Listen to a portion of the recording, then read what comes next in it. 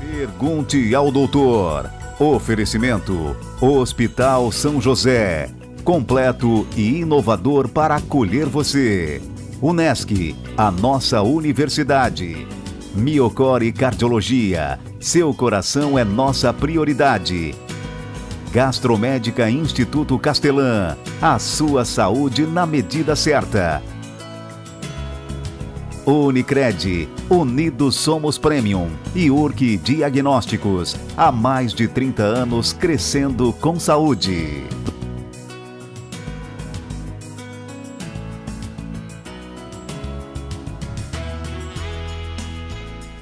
Olá, seja muito bem-vindo a mais um programa Pergunte ao Doutor através do nosso portal pergunteaodoutor.com.br. Agora com muito mais conteúdo para você, o nosso canal no YouTube Pergunte ao Doutor. Aproveita, vai lá e te inscreve. Toda semana uma entrevista inédita para você. E nós estamos também no canal 19.1 Digital. Nos dias atuais, o diabetes é uma doença bastante comum. Segundo dados da Organização Mundial de Saúde, pelo menos 170 milhões de pessoas sofrem da doença atualmente. E criança também tem diabetes? Infelizmente, a resposta é sim. Quando o assunto é crianças e adolescentes com diabetes, a educação e a preocupação são sinônimos de um futuro saudável e seguro. Para descobrir se seu filho tem diabetes, é importante saber como identificar os sintomas. E claro, é fundamental consultar um endocrinologista pediatra de imediato. Muito bem, no programa Pergunte ao Doutor de hoje vamos falar sobre diabetes. E para falar sobre este assunto, a minha convidada de hoje é a médica endocrinologista pediatra, doutora Anne Savi Serafim. Doutora Anne, seja muito bem-vinda ao Pergunte ao Doutor. Olá, Aguinaldo. Muito obrigada pelo convite. Eu espero, nesse pequeno intervalo de tempo, conseguir esclarecer algumas dúvidas dos papais e das mamães. Bem, antes de começar o nosso papo aqui com a doutora Anne, quero dizer que nós estamos tomando todos os cuidados possíveis, como álcool gel, uso de máscara. Nesse exato momento a gente tirou porque nós precisamos para que você entenda melhor o nosso áudio. A doutora Anne já foi vacinada, eu costumo dizer aqui no programa que eu já fui acometido com a Covid, então por hora estamos imunes, mas tomando todos os cuidados. Doutora Anne, o que é o diabetes mellitus? O diabetes mellitus é uma doença crônica e ele é caracterizado pelo aumento dos níveis de glicose, que é um tipo de açúcar no sangue, tá? Então, por isso a gente chama de hiperglicemia. Lembrando que a insulina, a gente fala muito de diabetes, insulina. A insulina é um hormônio produzido pelo pâncreas e a função dela é fazer o quê? Fazer com que o açúcar, que é a glicose, entre dentro da célula para que consiga então ser utilizado como fonte de energia. O que acontece no diabetes mellitus? Existe um problema ou na secreção, na produção, na liberação da insulina ou na ação da insulina. E isso acaba causando então a hiperglicemia e desenvolvendo o diabetes mellitus. Doutora, quantos tipos de diabetes mellitus existem? Existem, então, os principais tipos de diabetes mellitus é o diabetes mellitus tipo 1 e o diabetes mellitus tipo 2. Existem outros tipos que são tipos menos frequentes, como, por exemplo, o diabetes do tipo MOD, que acontece mais em adolescentes e no início da fase adulta. Existe também o diabetes neonatal, o diabetes secundário ao uso de certos medicamentos relacionados a essas medicações.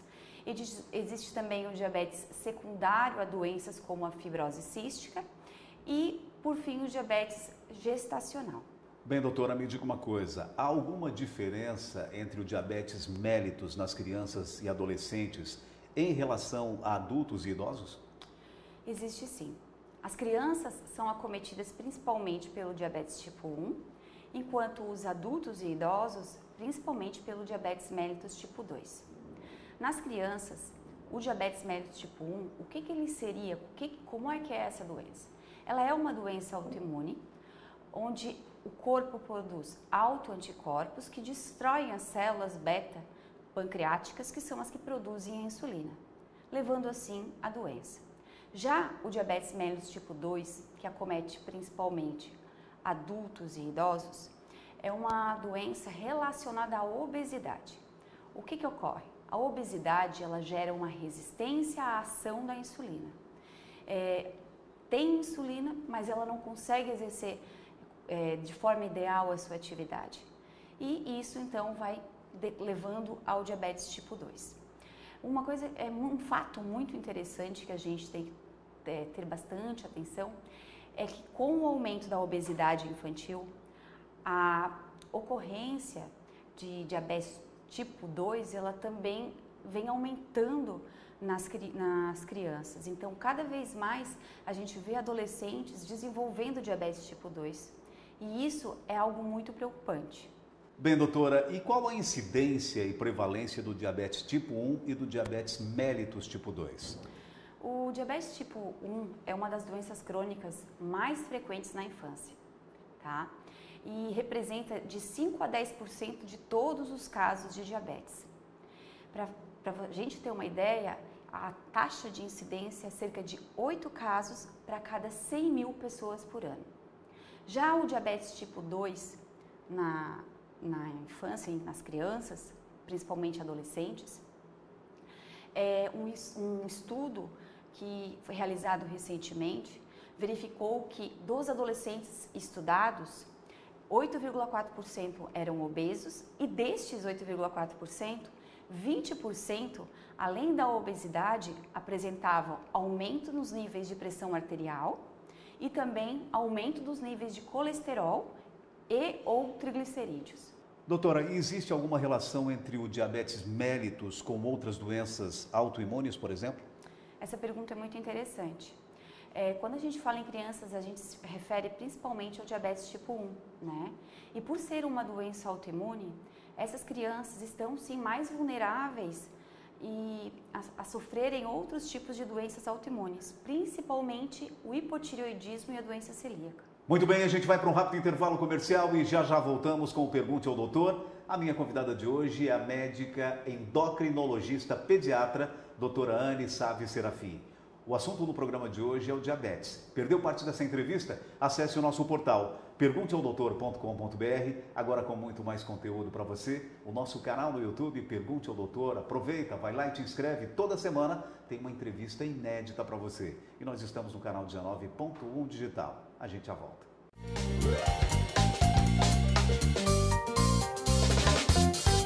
A cirurgia bariátrica traz a cura definitiva da obesidade? Não, a cura definitiva da obesidade, infelizmente, ainda não existe.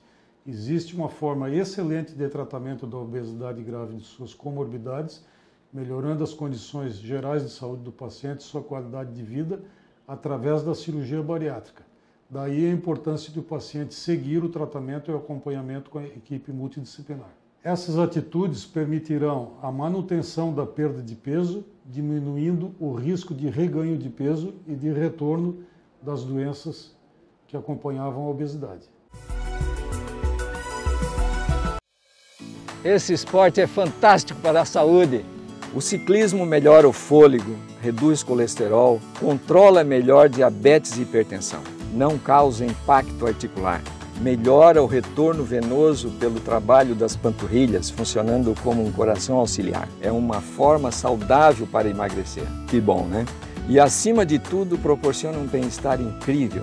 Agora um conselho: mantenha sua bike com boa sinalização e manutenção para evitar acidentes. E use sempre o capacete. Ô vó, quando que a gente pedala, o que acontece? A nossa saúde e a do planeta andam juntas.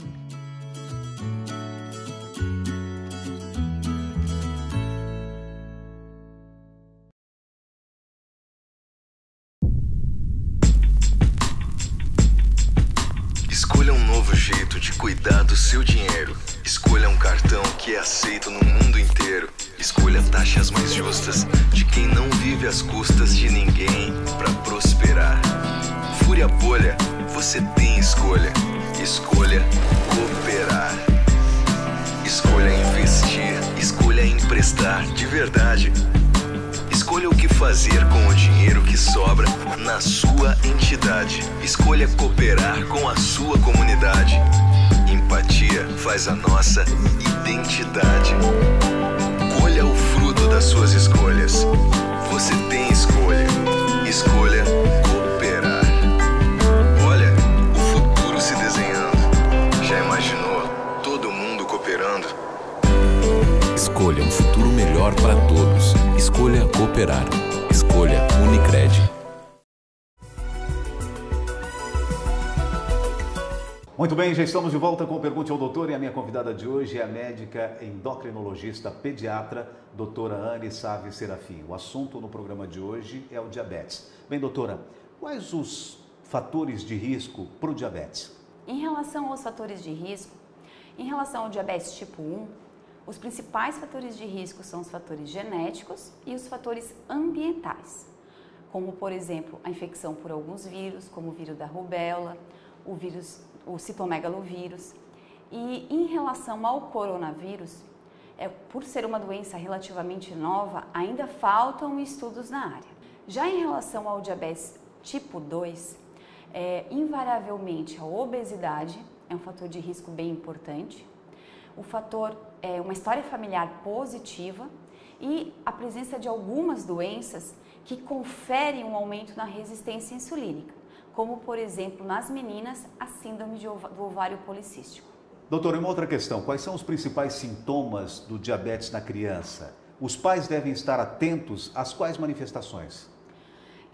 Para responder essa pergunta, eu acho interessante eu formar uma linha de raciocínio, porque através dessa linha de raciocínio eu acredito que é mais fácil os pais também eles lembrarem das manifestações clínicas, tá? A gente tem que pensar que a criança com diabetes, o nível de açúcar, de glicose no sangue, ele está aumentado. Então o corpo ele faz de tudo para baixar esse nível. E o que acontece então? Ela começa a fazer mais xixi, de forma mais frequente, e é um xixi que os pais às vezes ficam, meu Deus, mas ele está fazendo muito xixi, indo ao banheiro muitas vezes, tá? E isso realmente é algo que chama atenção. Como a criança faz muito xixi, o que ela faz? Aumenta a ingesta de líquido, aumenta a ingesta de água, né? Que a gente fala que é isso se chama a polidipsia, né? Mas por mais que ela aumente a ingesta de água, não vai ser suficiente para suprir aquilo que ela acabou perdendo, tá? Outra manifestação clínica também que chama bastante atenção é a perda de peso. O que acontece?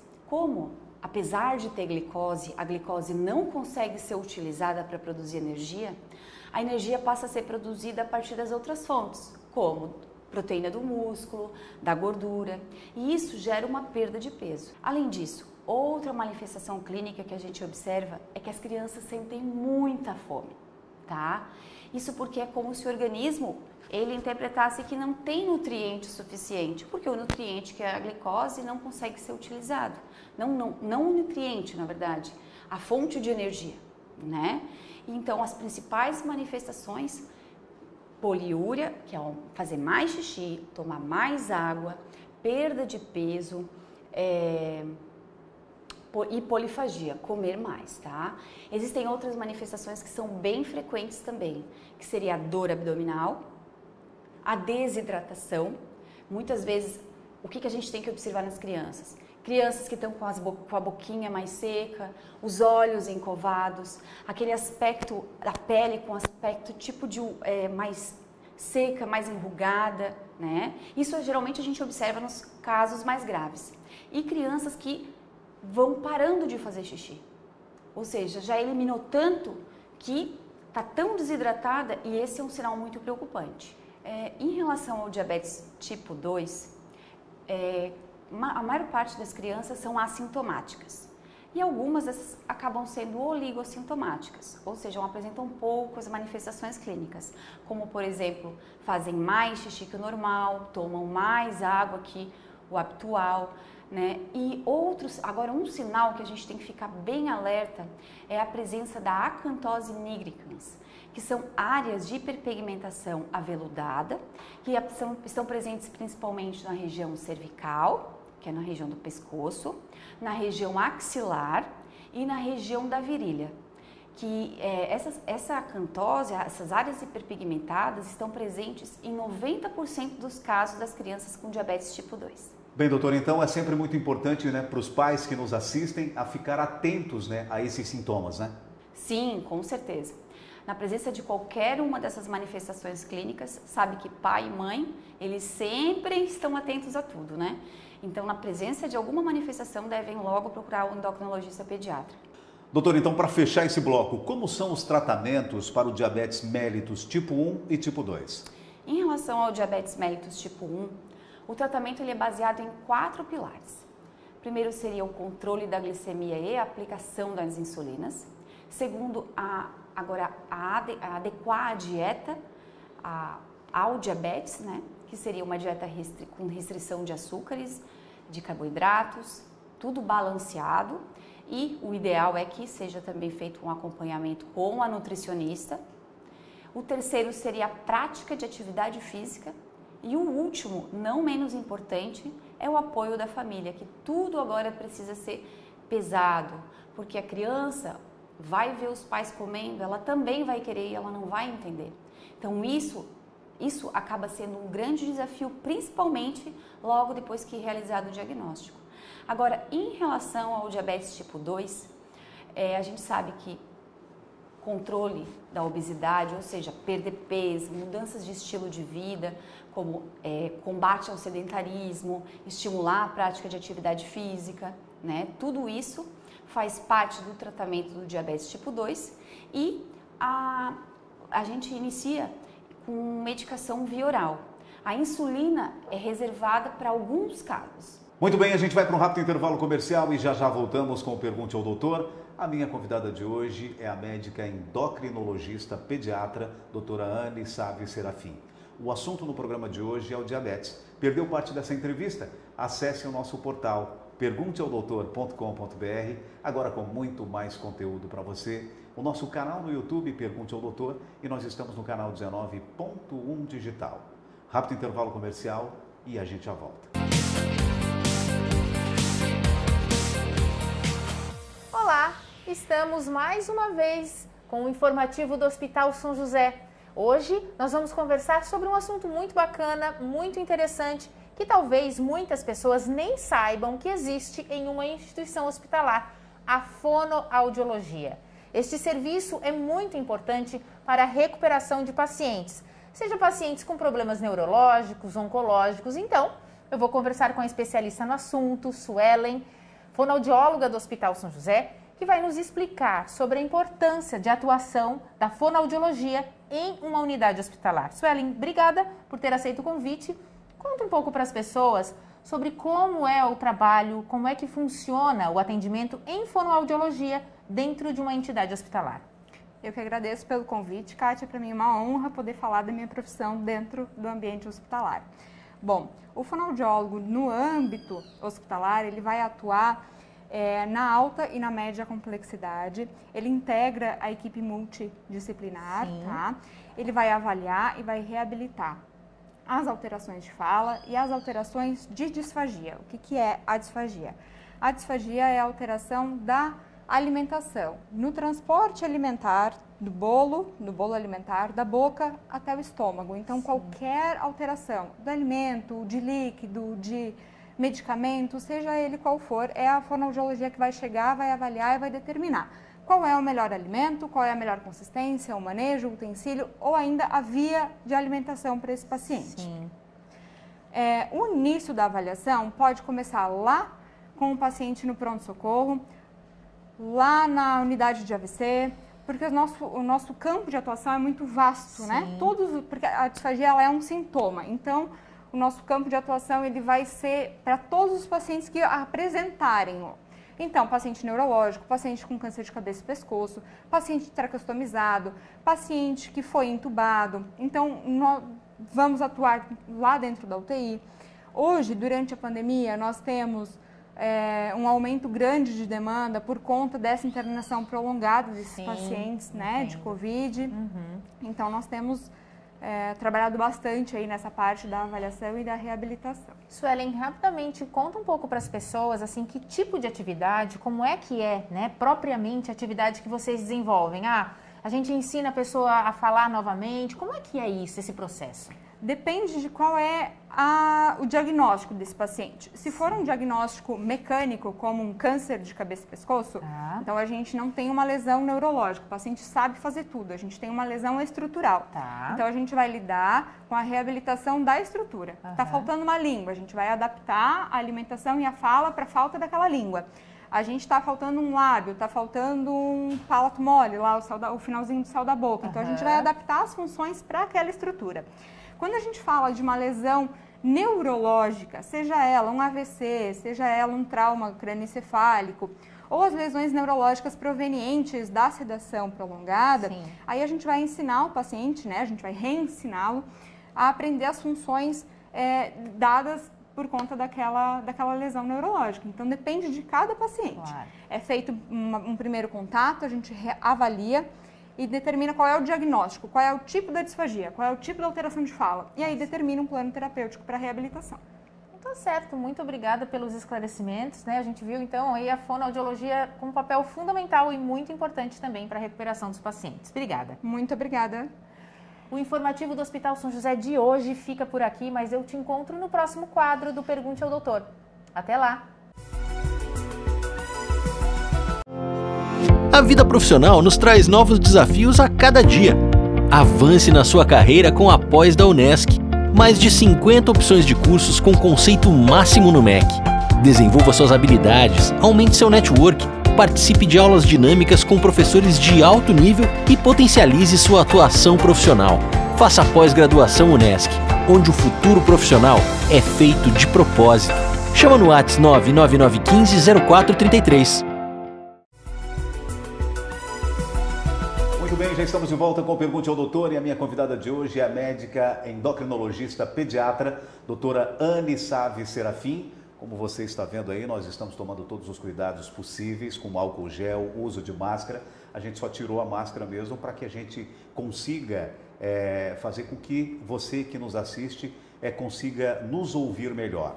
Bem, doutora, quando o tratamento não é feito de forma adequada, quais são as consequências? Dentre as complicações relacionadas principalmente ao diabetes tipo 1, nós temos as complicações agudas, que é a hipoglicemia e a cetoacidose diabética. A cetoacidose diabética ocorre quando a criança é diagnosticada num estágio mais grave e é uma condição potencialmente fatal, podendo levar a óbito. Também existem outras complicações, Aguinaldo, que são complicações crônicas, tanto relacionadas ao diabetes tipo 1 quanto ao diabetes tipo 2, como, por exemplo, a nefropatia diabética, a retinopatia diabética e a neuropatia diabética.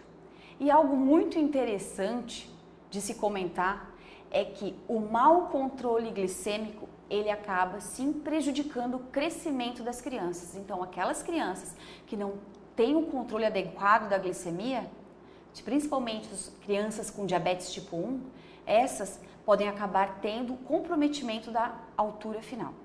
Doutora, e uma outra questão. A que você atribui esse aumento de massa corpórea nas crianças? Vamos lá. Nós temos que lembrar de 2 pontos. A alimentação.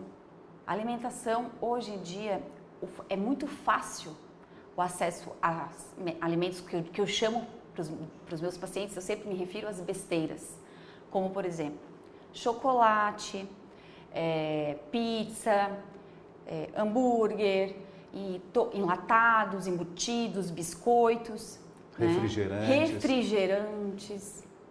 Então, isso tudo, as crianças hoje em dia têm um acesso muito fácil. E se a gente for pensar, um pacote de bolacha, doce, não é caro.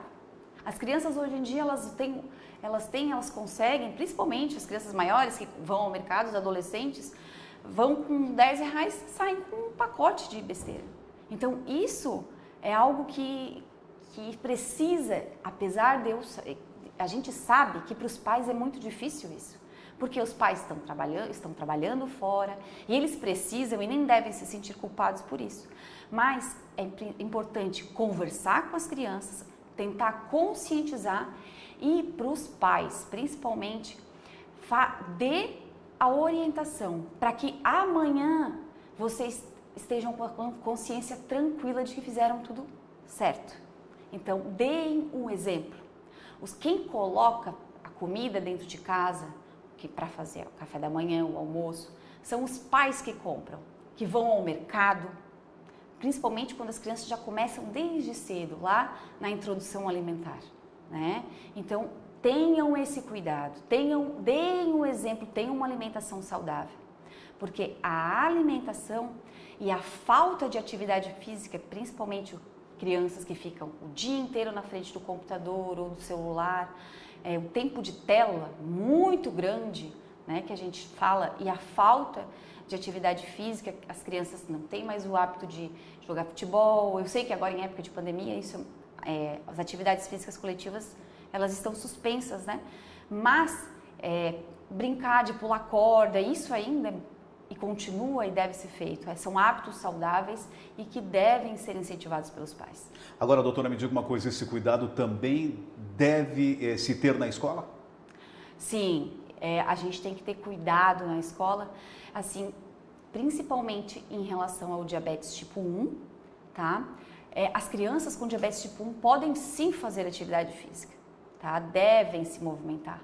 Então, para que a gente faça tudo isso com muita segurança, logo que é feito o diagnóstico, eu como médica, confecciono uma carta, peço para os pais levarem à escola, entregar para o diretor, entregar para o professor, e nessa carta ali está dizendo que a criança tem o diagnóstico de diabetes tipo 1, que o tratamento é feito através de aplicação de insulina, quais os cuidados, quais as manifestações clínicas que os professores, o diretor, o pessoal da escola tem que ficar atento, e quando presente alguma manifestação clínica ou qualquer dúvida, nessa folha eu deixo o meu contato, que daí a própria escola pode entrar em contato comigo o quanto antes possível. Doutora, então, para finalizar nossa entrevista, crianças e adolescentes diabéticos que seguem à risca o tratamento, têm condições de levar uma vida normal, doutora? Sim. Essas crianças têm e devem levar uma vida normal. Elas precisam fazer o tratamento de forma adequada, porque a condição do diabetes não vai prejudicar escolher a profissão que elas querem no futuro, não vai prejudicar a prática de atividade física, desde que todos os cuidados sejam tomados e o tratamento feito de forma adequada. Então, os pais não devem agora, porque a criança tem o diagnóstico de diabetes, não devem tratá-las diferente. Não, bem pelo contrário, porque isso vai gerar até um preconceito. A criança vai começar a se achar diferente das outras. E não, ela é igual às outras crianças, ela só precisa desses cuidados e levar assim, dessa forma ela consegue levar uma vida absolutamente normal. Olha, tá certo, no programa Pergunte ao Doutor de hoje eu tive o prazer de conversar com a médica endocrinologista pediatra, doutora Anne Save Serafim. Doutora Anne, muitíssimo obrigado por ter aceito o nosso convite. Eu que agradeço o convite. Parabéns, sucesso, doutora. Valeu, obrigada. E o programa Pergunte ao Doutor vai ficando por aqui. Se você quiser rever essa e outras entrevistas, acesse o nosso portal pergunteaodoutor.com.br, agora com muito mais conteúdo para você. O nosso canal no YouTube, Pergunte ao Doutor, aproveita, vai lá e te inscreve. Toda semana uma entrevista inédita para você, e nós estamos também no canal 19.1 Digital. Mais uma vez, muito obrigado pela sua audiência e até semana que vem com mais um Pergunte ao Doutor, o canal direto para a sua saúde. Até lá! Pergunte ao Doutor. Oferecimento: Hospital São José. Completo e inovador para acolher você. Unesc, a nossa universidade. Miocore Cardiologia. Seu coração é nossa prioridade. Gastromédica Instituto Castelã. A sua saúde na medida certa. Unicred, Unidos Somos Premium e URC Diagnósticos, há mais de 30 anos crescendo com saúde.